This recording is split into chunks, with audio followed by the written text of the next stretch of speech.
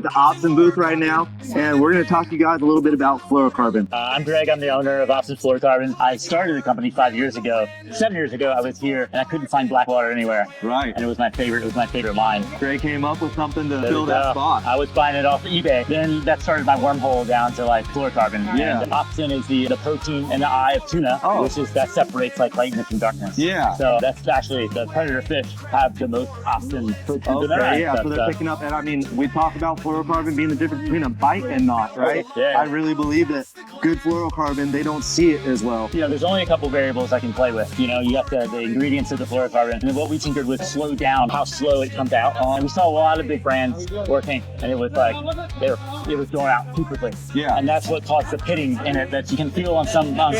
Consistency of the line. Right? Yeah. If you run your fingers over the line, you can just feel it. It's a real smooth, consistent diameter, and that's what you're looking for. And that helps with knot strength and also suppleness as well. Bluefin, super good vision. When they look up and they see that bait fish, that sardine needs to look like a sardine. Right. Suppleness. It looks like sardine out of bait. Yeah. So if it's line's too stiff, breaks up that action. And you see that with some of the fluoros where it's hard to tie your knot even, right? Yeah. And this is just a little bit more pliable for guys, and you'll feel it as you tie your knot, and your bait's gonna feel it swimming through the water, like you're saying. Yeah. Abrasion resistance. Talk to me about that a little bit and why it's important to have fluoro versus just mono when you're fighting a tuna. Yeah. So you have to balance it all. You know, you can't have a supple line with a lot of abrasion. You know, just finding that sweet spot for it. So I kind of think we found the balance of it. It's too high abrasion, it's too stiff. Knot strength goes down a lot. I'm just trying to like walk that in the middle. Yeah, right in the middle. So 35 pound is my favorite line. That's started first. Can you talk to us about the breaking strength and kind of how these rate out? In Asia, Europe, they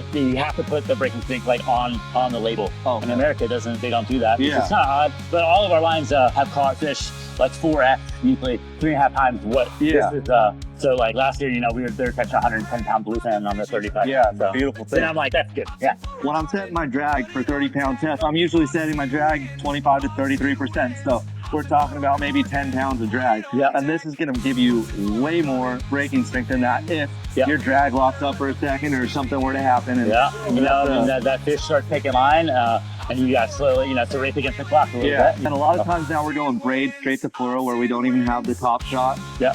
So that's just one less thing that can go wrong. That's right. Fluorocarbon, check it out. Opsin is a great option for you guys. I think they've done a great job. Thank you. We've caught a lot of fish on the boat. We've had Opsin charters, and it's been a lot of fun. Good.